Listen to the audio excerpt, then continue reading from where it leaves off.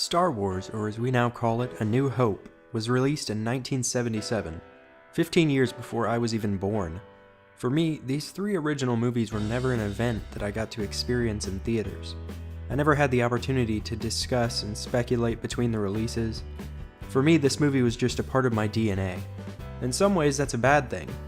For instance, I can't remember the experience of seeing any of these movies for the first time. They've just always been a part of me. This brings up an interesting question. What provides a more fulfilling experience for a Star Wars fan? Being old enough to remember the anticipation and theatrical release of the films? Or being born after they've been out for years, and you don't remember when you first saw them because they're just an inseparable part of your childhood? It's not a question I can answer, just an interesting thought. Up front, I will say that Star Wars is to this day the greatest standalone movie in the saga. There was nothing before, there was no nostalgia that could be used to make us fall in love with this movie. It just stood on its own. Something that Star Wars has that Empire and Jedi don't is a plot that doesn't stop moving. This movie's plot is simple. Small-town farm boy goes out into the big bad world and becomes a man. Saves the girl, beats the bad guys, roll credits. This plot wasn't some revolutionary thing. That's not what made this movie the biggest cinematic event in history.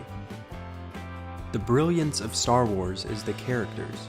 We start with R2-D2 and C-3PO. Has there ever been an on-screen couple with better chemistry? I'm not sure.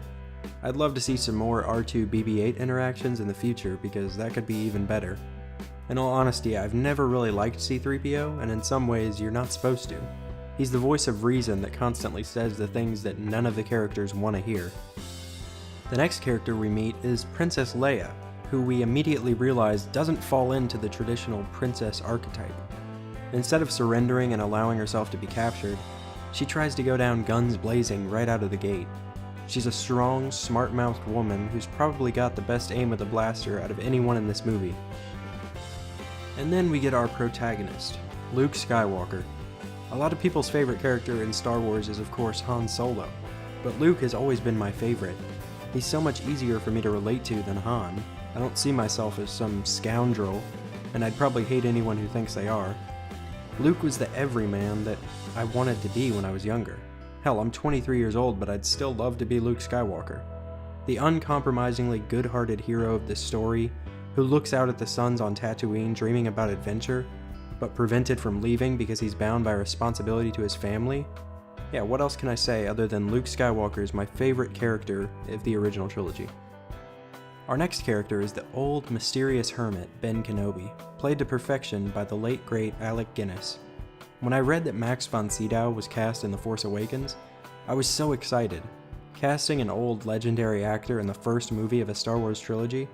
So obviously, I was disappointed by the minimal role that he ended up having, but that's neither here nor there.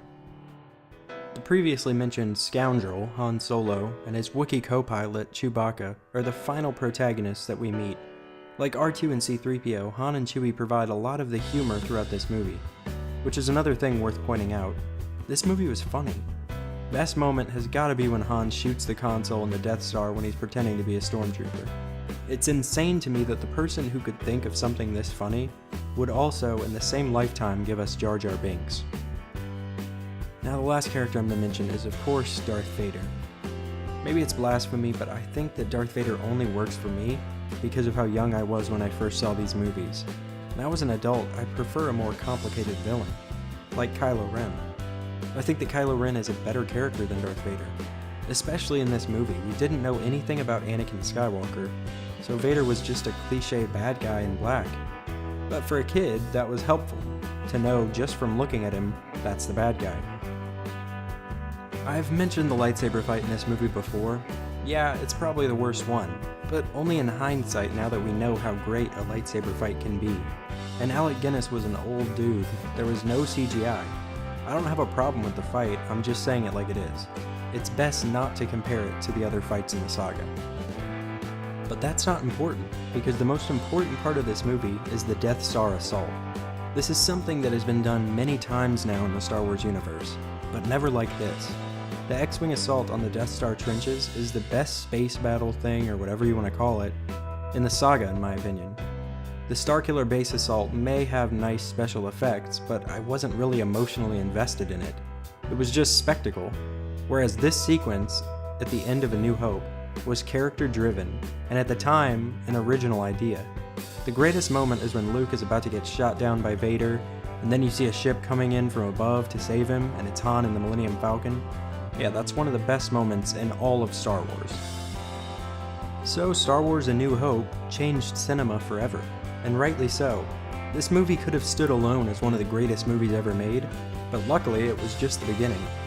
With brilliantly written characters, a plot that moves like a freight train, and revolutionary special effects that still hold up to this day, Star Wars earns itself a 95%. Let me know what you think in the comments below. Leave a like if you did, subscribe for more. Thanks for watching, and I'll see you next time.